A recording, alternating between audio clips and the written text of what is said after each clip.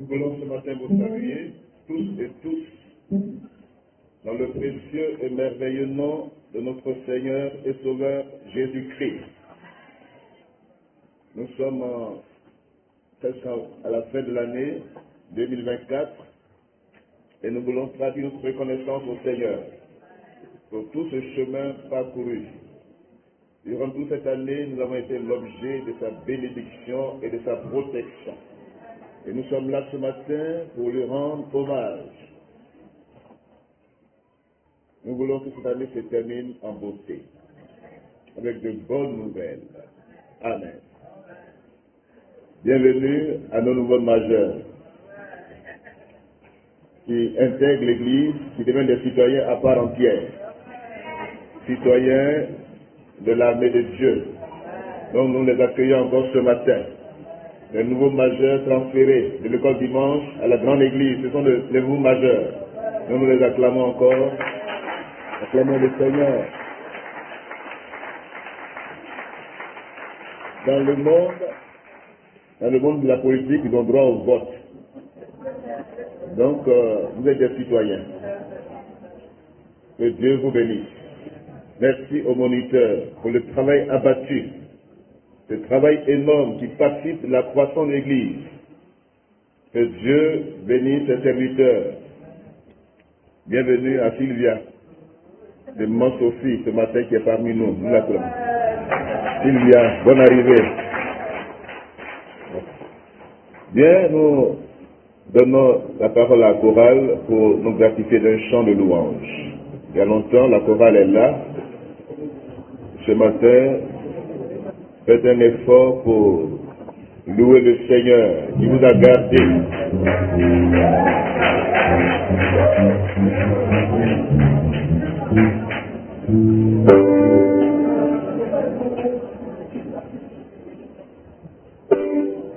Qui peut m'endormir ce qui n'est pas Seigneur?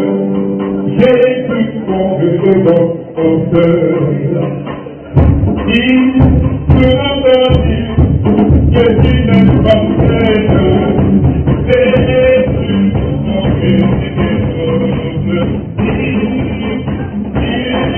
peut m'endormir ce qui n'est pas Seigneur?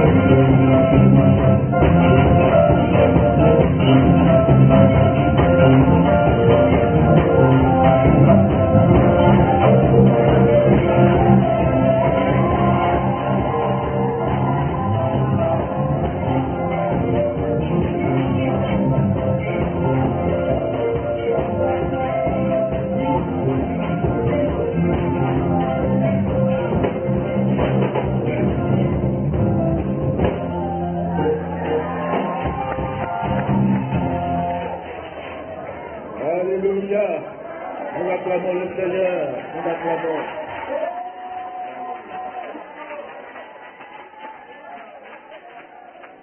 Alléluia. Il n'y a que Jésus pour nous sauver. Le but de sa venue sur cette terre, c'est une mission importante.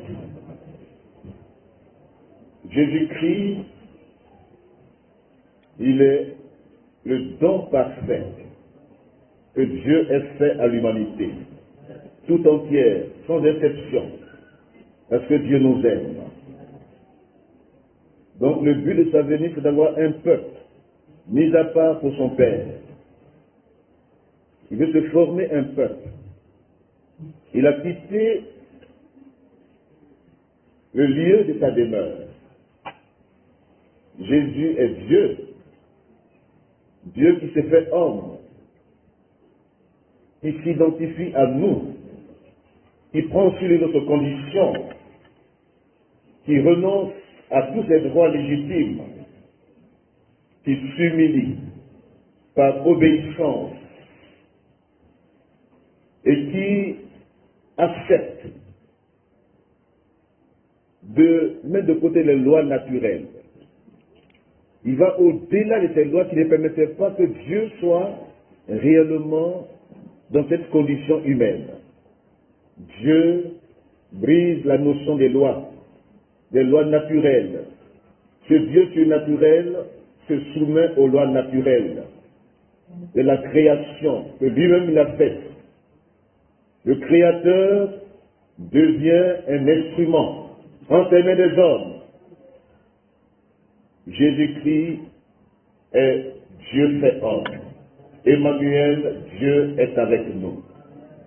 Ce matin, j'aimerais encore que nous repartions dans les notions bibliques et dans les profondeurs de sa venue sur terre. Jésus est venu pour se bâtir un peuple qui lui appartient en propre, qu'on appelle l'Église, composé des non-juifs. Il est venu pour les siens d'abord, et après, il s'est déporté vers nous pour former un peuple. Il n'y a ni juif, ni grec, mais nous sommes un en Christ.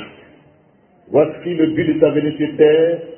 Il n'est pas venu pour dissocier les gens, il n'est pas venu pour séparer les races, les nations, et nous verrons qu'à la fin des temps, des hommes et des femmes, de toute tribu, de tout peuple, de toute nation, de toute race, seront rassemblés au ciel, par l'œuvre de la croix du Christ. Alléluia. Nous lisons un premier texte dans Hébreux chapitre 10.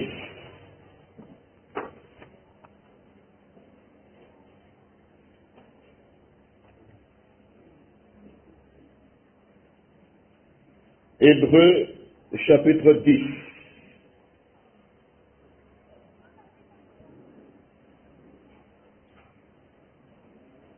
Son œuvre satisfait pleinement la justice de Dieu.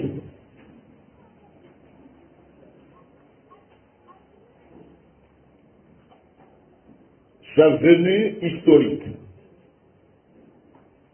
Dieu visite notre terre, notre planète. Les hommes ont été dans d'autres planètes, mais ils n'ont rien apporté. Ils sont venus avec des maladies, des problèmes. Mais Jésus a visité la terre, il a apporté des solutions. Et nous sommes ce matin le fruit de sa venue. Alléluia. Donc Dieu qui visite la terre, Emmanuel, Dieu est avec nous. Que Dieu soit avec toi ce matin. Que Dieu soit avec chacun de nous ce matin. Alléluia. En effet, la loi qui possède une onde des biens à venir et non l'exacte représentation des choses ne peut jamais, par les mêmes sacrifices qu'on offre perpétuellement chaque année, amener les assistants à la perfection. Autrement, n'aurait-on pas cessé de les offrir, parce que ceux qui rendent un culte, qui rendent ce culte étant une fois purifiés, n'auraient plus eu aucune conscience de leurs péchés.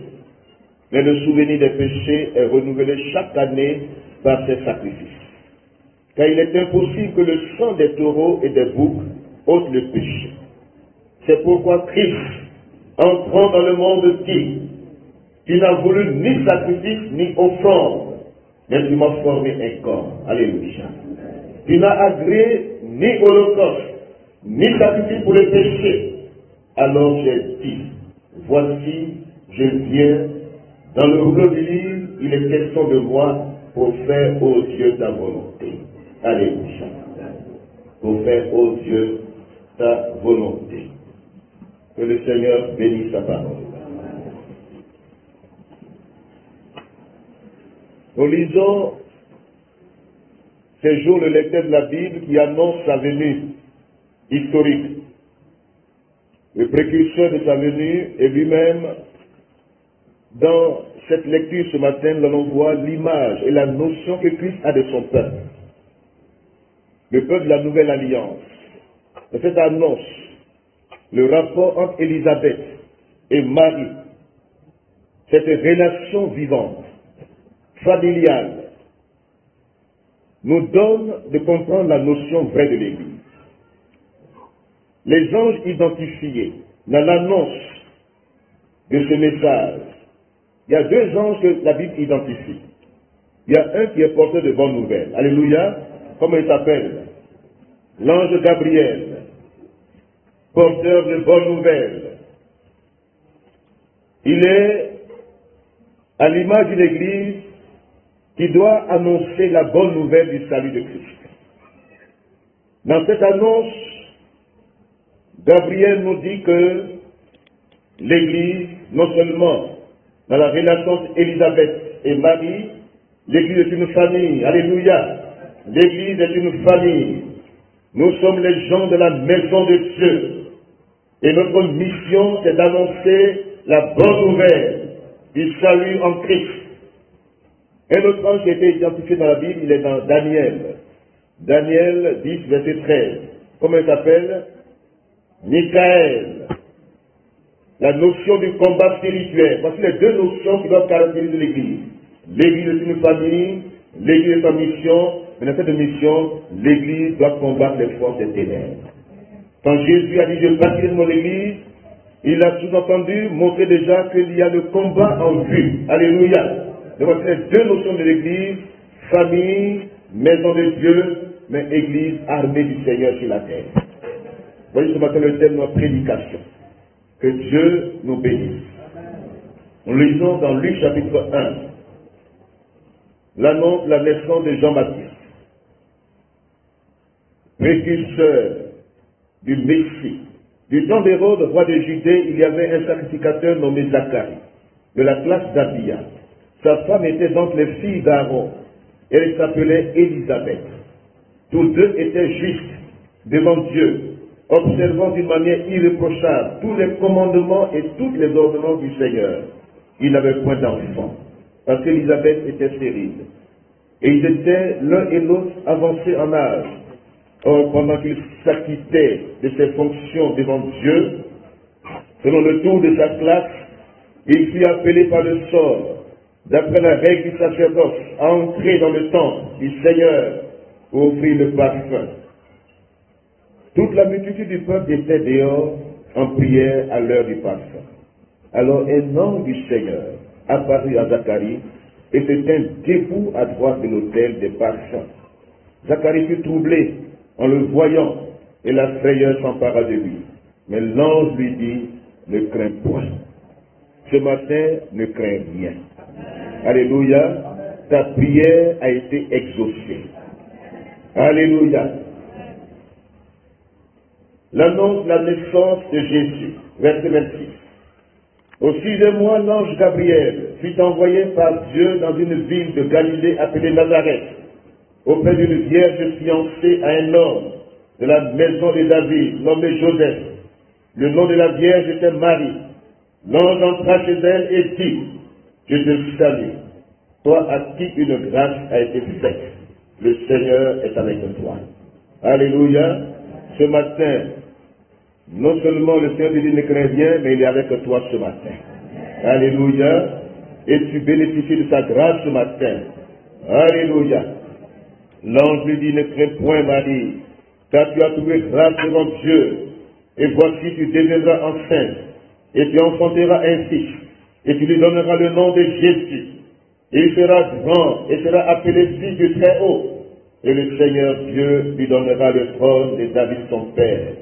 Il règnera sur la maison de Jacob éternellement, et son règne n'aura point de fin. Amen. Verset 39.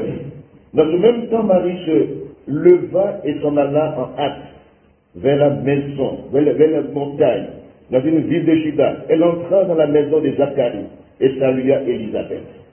Dès qu'Élisabeth entendit la salutation de Marie, son enfant tressaillit de joie dans son sein. Elle fut remplie du Saint-Esprit. Alléluia. Que tes salutations apportent la vie aux autres. C'est ça la notion d'église, famille. Visiter les autres, c'est apporter la vie à ces personnes. Elle s'écria d'une voix forte, tu es bénie entre les femmes, et le fruit de ton sein est béni. Alléluia. Alléluia. Et ainsi de suite. Vous lisez la suite, nous sommes dans cette lecture, dans le lecteur de la Bible. Que Dieu bénisse sa parole. Amen. Nous voyons là des relations fortes. Nous voyons là dans l'annonce, cet ange qui annonce de bonnes nouvelles. Il annonçait à Zacharie une bonne nouvelle. Le temps appartient à Dieu. Et Dieu est au contrôle de toutes les situations que nous traversons. Laissons-le agir dans notre vie pleinement. Que la crainte disparaisse de nos cœurs. Il dit à Zacharie, ne crains rien. Ce matin, Dieu te dit, en cette fin d'année, ne crains rien. Alléluia, ne crains rien. Tes prières ont été exaucées. Amen. Alléluia. À Marie, le même ange dit ceci. Toi à qui une grâce a été faite, le Seigneur est avec toi. Emmanuel, Dieu est avec nous. Alléluia. Et il dit la même parole aussi, ne crains rien, car tu as trouvé grâce aux yeux du Seigneur. Alléluia. Le même mot ne crains rien apparaît. Cette même expression apparaît dans son langage. L'ange Gabriel est porteur de bonnes nouvelles. Alléluia. Il est le messager de Dieu. Il est identifié comme porteur de bonnes nouvelles. Il apporte la vie dans les cœurs affligés, en détresse. Élisabeth était en détresse. Elle était dans l'attente des miracles de Dieu. Mais le temps appartient à Dieu. Dieu les a surpris de manière agréable par son ange qu'il envoie quand Zacharie était en plein exercice dans la maison de Dieu. Alléluia. Dans le temple. C'est là que l'ange visite. L'Église est la maison de Dieu. L'Église est le temple du Dieu vivant. L'Église est multidimensionnelle, mais la notion de rassemblement, la notion de l'unité, comme le dit le psaume 133, doit nous caractériser. Il est doux, il est agréable pour les frères et sœurs de demeurer ensemble. Alléluia. Car c'est là que Dieu envoie la vie pour l'éternité. Il fait couler son huile, l'huile d'onction, l'huile de sa présence, l'huile qui est le symbole de l'Esprit de Dieu. Que son huile coule abondamment dans nos vies. L'huile qui descend sur la tête d'Aaron, sur le bord de ses vêtements, et qui coule à flot sur le peuple de Dieu. Que cette huile coule dans notre vie pleinement. L'Église est la maison, sinon l'Église est le peuple de Dieu qui s'est acquis. Nous sommes un saint sacerdoce. Nous sommes un peuple acquis. Nous sommes un sacerdoce royal pour offrir à Dieu des victimes spirituelles. Alléluia. L'Église, notion de rassemblement du peuple de Dieu, de tous les rachetés par le sang de l'agneau. Cette Église qui est éparpillée dans le monde entier, le corps de Christ, tous les rachetés, de toutes les races, de toutes les tribus, de toutes les nations, de tout peuple. Ce dimanche, dans le monde entier, il y a l'adoration qui monte vers le Créateur. Et nous faisons partie de ce peuple de Dieu ce matin. Que notre adoration, notre louange monte vers le trône de Dieu. Alléluia. L'Église de Jésus-Christ doit être consciente de la présence de Dieu parmi nous. Amen. Dans l'annonce de la bonne nouvelle à Marie, il dit à Marie, comme à Élisabeth, ne crains rien. À Élisabeth, tes prières sont exaucées. Et à Marie, il dit que tu as la grâce de Dieu sur ta vie. Toi à qui Dieu a fait grâce ce matin. Alléluia. Donc nous voyons dans cette relation, dans la même annonce, les expressions employées donnent la notion vraie. Quelle Église? Comment Dieu la voit sur la terre? Dieu voit un peuple qui fait monter vers lui ses prières. Un peuple qui se tourne vers le Dieu vivant. Un peuple qui l'invoque. Et un peuple aussi qui a la foi en ce Dieu que les prières qui montent sont exaucées. Amen. Également un peuple sur qui la grâce de Dieu est répandue. Amen. Nous sommes fruits de la grâce de Dieu. Jésus-Christ est le dépôt de cette grâce. Et tous ceux qui l'ont reçu, tous ceux qui croient en son nom, il leur donne le pouvoir de devenir enfants de Dieu. lesquels sont nés ni de la volonté de l'homme, de la chair, mais lesquels sont nés de Dieu. Alléluia. Tu es né de Dieu, tu appartiens à Dieu, tu es le peuple de Dieu, tu es mis à part pour un seul usage, l'usage sacré. Amen. Marie visite Élisabeth. Elle reçut les mêmes paroles. Et quand elle arrive chez Élisabeth, qu'est-ce qui se produit? Il y a un mouvement dans sa salutation. Alléluia. Dans sa salutation, il y a un mouvement qui se déclenche par la puissance de Dieu. Voyez-vous, il y a un contact qui se crée entre ces deux femmes. Et puis aussi, ce qu'elle porte. Elle porte la vie en elle. Et le Saint-Esprit, qui est l'acteur principal de ces miracles, remplit les deux. Alléluia. Par la salutation de Marie, nous voyons là les relations qui doivent exister dans la communauté. Amen.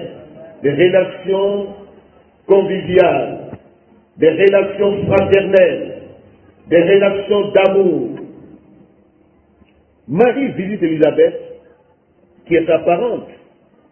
Mais au-delà, le même esprit les habite. Il y a un contact qui se crée, il y a une connexion entre les deux. Et cette connexion se manifeste de manière visible. Les mêmes étreintes, les mêmes mouvements dans les cœurs, les mêmes émotions, la volonté partagée, l'amour partagé. Parce qu'elles ont cru. Les deux ont cru au miracle de Dieu. Alléluia. Elles ont la foi en Dieu. Elles savent que rien n'est impossible à Dieu. Alléluia. Alléluia. Verset 37 dit ceci, car rien n'est impossible à Dieu. Rien n'est impossible à Dieu. Donc Élisabeth a cru au miracle de Dieu dans sa vie. Malgré son âge avancé, Marie, qui était fiancée, c'était un mystère pour elle. C'était difficile à accepter. Mais elle dit que la volonté de Dieu s'accomplisse. Donc les deux ont reconnu que rien n'est impossible à Dieu. Ce matin, que ta vie chrétienne, que ta foi soit enracinée en ce Dieu tout-puissant. Devant lui, il n'y a point d'impossibilité. Tout est possible à Dieu. Ton miracle est possible. Ta délivrance est possible. Remets-toi entre les mains du Seigneur, comme Marie et Élisabeth, et Dieu fera le reste. Alléluia. Rien n'est impossible à Dieu. Et dans les relations fraternelles, aujourd'hui, nous devons entretenir de bonnes relations dans la communauté. Amen. De bonnes relations. Des relations qui sont marquées par le sceau de l'Esprit de Dieu, comme Élisabeth et Marie. Celui qui visite l'autre est plus grand. Alléluia. Le visiteur et le visité entre les deux. Qui est porteur de bonnes nouvelles? Qui est porteur de vie? Qui enclenche la vie? C'est Marie qui enclenche la vie en Élisabeth. Par sa visite, sa salutation, elle enclenche la vie. Élisabeth est remplie de l'Esprit de Dieu. Que tes visites enclenchent la vie dans la vie des autres. Que tes visites, que tes coups de fil, tu t'intéresses aux autres, tu penses à eux, tu les portes dans ton cœur, dans tes prières, tu intercèdes, tu pries pour les personnes qui te sont chères. Et dans la communauté, nous sommes tous chers, nous avons égalité de valeur aux yeux de Dieu. Alléluia. Ton frère, ta soeur, ne sois pas quelqu'un qui s'isole, qui n'attend que le dimanche pour être dans la communauté. Non. Dis à ton frère ce matin, tu ne peux pas être chrétien le dimanche.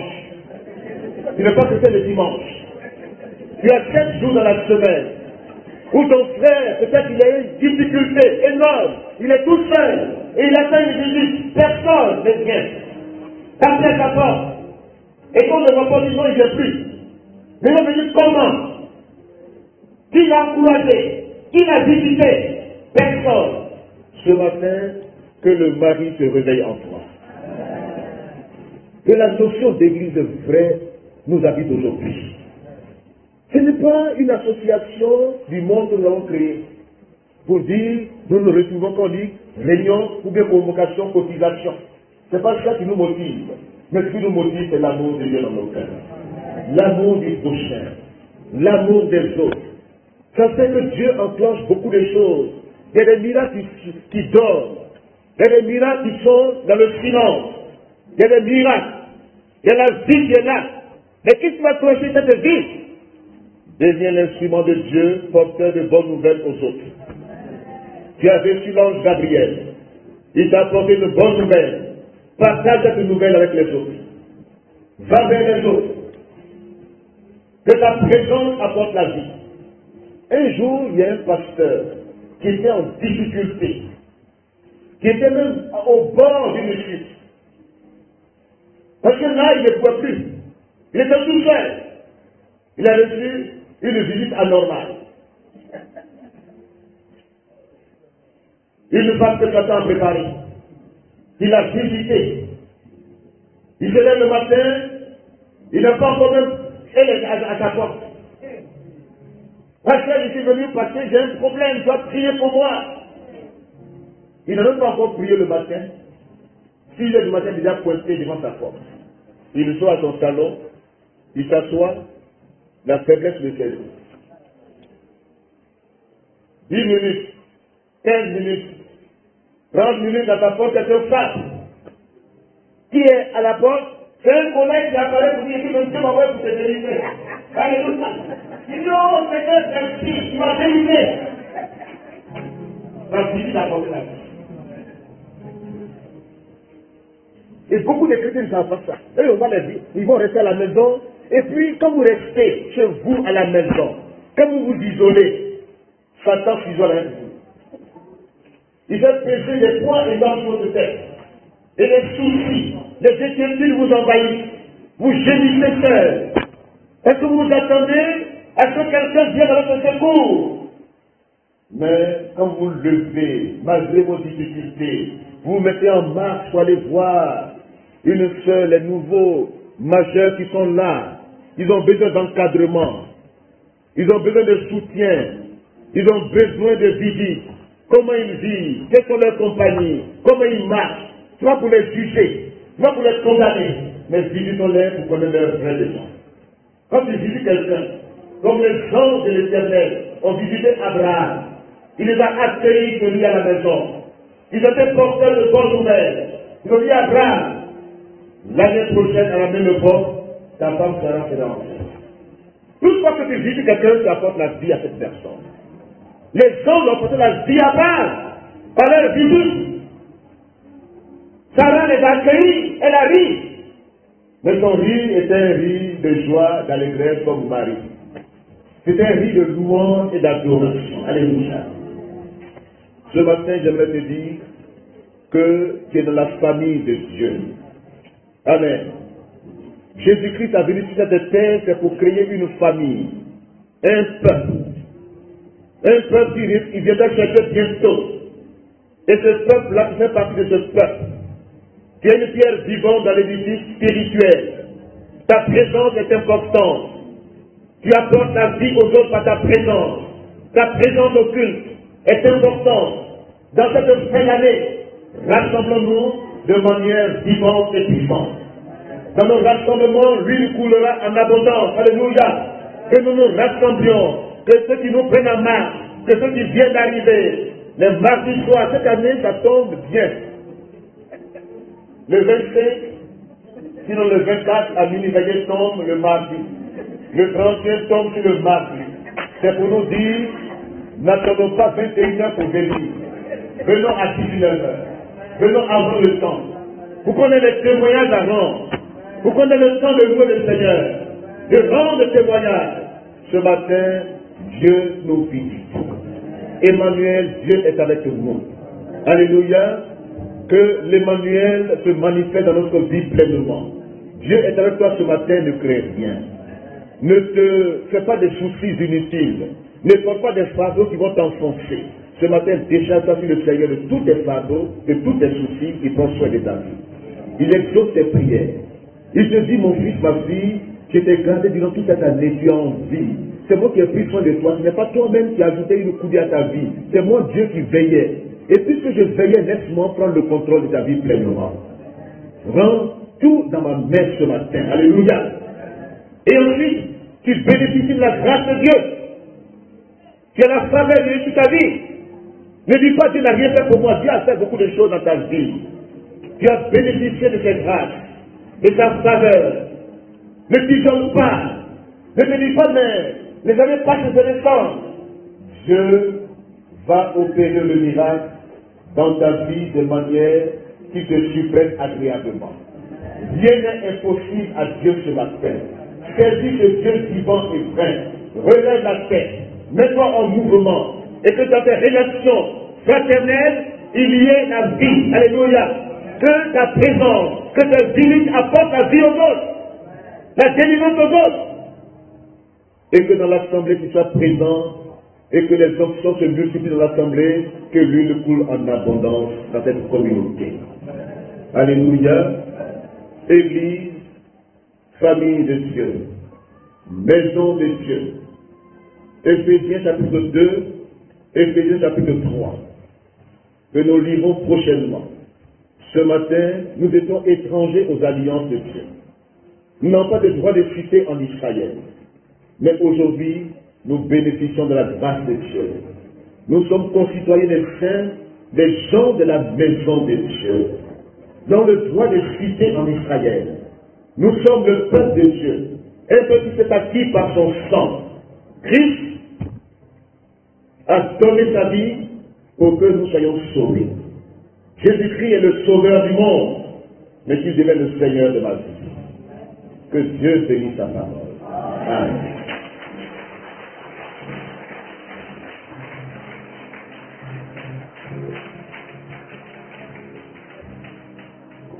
Nous allons nous tenir debout ensemble, comprenant la notion première de l'Église.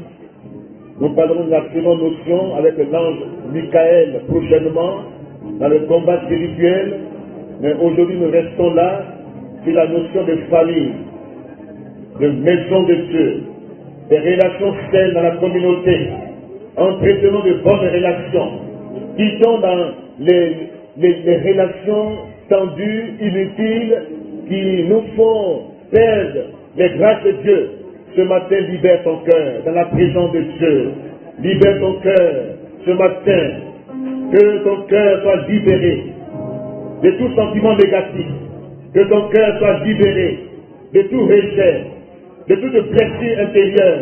Que ton cœur soit guéri dans l'assemblée. Et que ce matin, tu reçoives la grâce de Dieu sur ta vie. Alléluia. Prions le Seigneur ensemble. Alléluia. Au nom de Jésus. Au nom de Jésus. Seigneur, tu es descendu dans ce monde pour m'apporter la vie et la vie en abondance. Tu es l'agneau de Dieu qui ôte le péché du monde.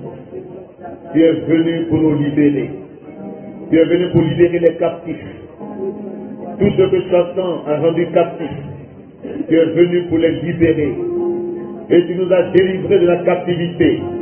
Tu nous as délivrés de cette manière de vivre, héritée de nos parents. Tu nous as rachetés de la belle manière de vivre que nous avons hérité de nos parents par ton sang. Tu nous as rachetés de tous les vices. Tu nous as libérés. Et ce matin, nous voulons saisir par la foi notre délivrance, le salut, la délivrance totale, la libération, la bénédiction, le succès, la prospérité, la longévité. Nous saisissons les éléments dans le salut, ce salut multidimensionnel. Jésus-Christ est venu pour nous bénir. Nous sommes bénis en Christ. La bénédiction que tu as promise à Abraham, à ton destin en Christ, pour tous ceux qui rendent au bénéfice de tes sacrifices sanglants. Nous bénéficions de tes grâces ce matin. Nous sommes réellement le peuple de Dieu. Nous saisissons ce salut. Nous saisissons la vie éternelle. Nous prions ce matin pour dire, Seigneur, fais de moi un instrument qui apporte de bonnes nouvelles autour de moi. Non seulement dans la communauté, mais aussi autour de moi. que je transmette Jésus-Christ comme Marie l'a transmis au monde, que je transmette Jésus-Christ, je l'ai reçu comme Marie l'a reçu. Il s'est incarné, et par son incarnation, cette grâce est étendue sur le monde entier, et aujourd'hui nous bénissons cette grâce. De même que ma vie soit portée de grâce autour de ma vie, autour de mon environnement immédiat, mes voisins, mes collègues au service, dans toutes les sphères où je travaille, que cette grâce soit communiquée aux autres, que je ne sois servi de la grâce de Dieu, que je communique les bonnes nouvelles à mes amis, à l'école, que je communique la bonne nouvelle du salut en Christ, par mon témoignage, par ma vie. Prions le Seigneur, que Dieu soit devant un instrument en ses mains pour répandre cette grâce autour de moi.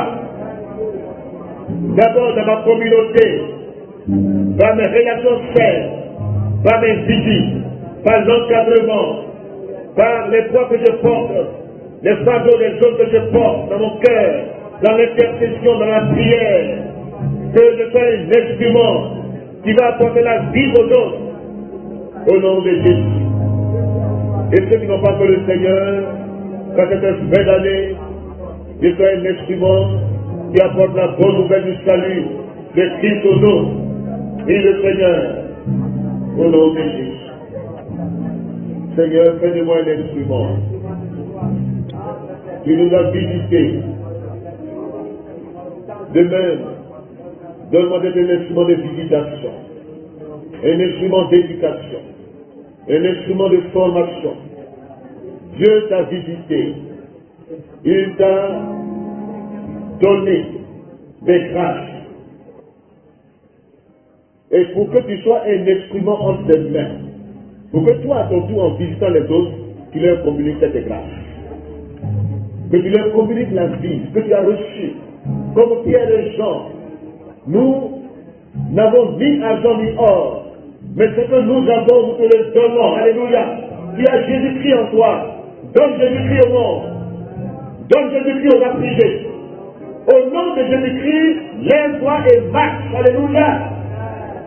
Que le Seigneur fasse de toi un instrument pour ce monde qui t'entoure. Prions le Seigneur. Fais de moi un instrument de visitation, un instrument qui apporte la vie autour. Lui qui est communicateur de vie. Seigneur, fais de moi un instrument de visitation, un instrument de grâce, qui communique la grâce aux autres. Une personne qui apporte la vie, communicatrice de vie, porteur de bonnes nouvelles, qui ne s'isole pas, qui ne s'éteint pas, qui n'est pas préoccupé par d'autres choses, mais qui sait que sa raison d'être, de vivre dans ce monde, c'est d'apporter la bonne nouvelle aux autres. Si Dieu t'a gardé en vie, s'il m'a gardé en vie, c'est pour que je communique ce que j'ai reçu aux autres. C'est tout. Tu vas pour autre chose. Dieu t'a gardé, Dieu m'a gardé, porte la vie aux autres. Demande à Dieu ce matin de te remplir de ton esprit à nouveau. Esprit de force, esprit d'amour, esprit de sagesse. Que le Saint-Esprit te communique la vie du ressuscité. Que le même esprit qui a resté Jésus des morts rende la vie à ton corps mortel. Que la vie soit communiquée ce matin. Que la puissance de résurrection te touche ce matin. Et qu'à ton tour, tu sois communicateur de vie. Prie le Seigneur. Demande à Dieu de remplir de ton esprit. Comme Élisabeth était remplie de l'esprit de Dieu. Seigneur, remplis ma vie de ton esprit. Et que j'apporte la vie aux autres. Remplis-moi de ton esprit, de ta force, de ta puissance, de l'onction coule dans ma vie, en abondance, que ma bouche en la bouche de Dieu, pour communiquer la vie aux autres. Seigneur, remplis ma vie de ton esprit, esprit du Dieu vivant, inonde mon cœur, révèle-moi de ta puissance. Oh Seigneur, enflamme ma vie, enflamme mon cœur, que ton feu tombe sur ma vie, le feu de ta puissance, le feu de ton onction, le feu de ta présence, que le feu de l'esprit de Dieu enflamme mon cœur. Au nom de Jésus, au nom de Jésus, au nom de Jésus, inonde nos cœurs, Seigneur, remplis-nous par ton esprit. Jésus-Christ est venu pour apporter un salut complet à l'humanité. Que ce salut complet est son effet dans ma vie. Non seulement il sauve mon âme, il sauve mon être entier. L'évangile est holistique. Dieu s'occupe de l'homme tout entier. Les besoins que tu as ce matin, Dieu s'en charge. Dieu s'en charge. Dieu s'occupe de toi. Si tu as faim, il te donne à manger. Il décompte les situations. Tu es malade ce matin, reçois la guérison dans ton corps. Jésus-Christ est venu pour guérir, pour sauver, pour délivrer. Ce matin, crie à lui. Rien n'est possible à Dieu. Prions le Seigneur ensemble. Prions le Seigneur ensemble. Rien n'est possible à Dieu. Quel que soit le besoin que tu as ce matin, apporte-le au Seigneur. Apporte-le dans la prière ce matin. Invoque son nom. Il t'écoute. Il envoie son nom pour t'apporter la réponse ce matin à tes prières. Pour te dire que tes prières sont exaucées. Tes prières depuis le début de l'année. Depuis des années, tes prières. Ce matin, Dieu te dit, saisis cette déclaration ce matin. Tes prières sont exaucées. Reçois la guérison de ton corps. Reçois la libération totale. Reçois la délivrance totale. Reçois le déblocage dans ta vie. Le succès, la prospérité, la longévité. Reçois ce matin la grâce de Dieu sur ta vie. Reçois ce matin l'exaucement de tes prières. Au nom de Jésus-Christ. Au nom de Jésus-Christ. Rien n'est impossible à Dieu. Rien n'est impossible à Dieu. Rien n'est impossible à Dieu. Recevez ce matin l'exaucement de vos prières. Recevez ce matin la faveur de Dieu. Nous craignons bien. Nous nous soucions de bien. Nous nous inquiétons de bien. Jésus-Christ en charge. Emmanuel, Dieu est avec nous. Dieu est avec toi. Dieu est avec moi. Ne crains bien. Ne craignons bien. Nous bénéficions de ta grâce ce matin. Alléluia. Alléluia. Que le Seigneur nous bénisse.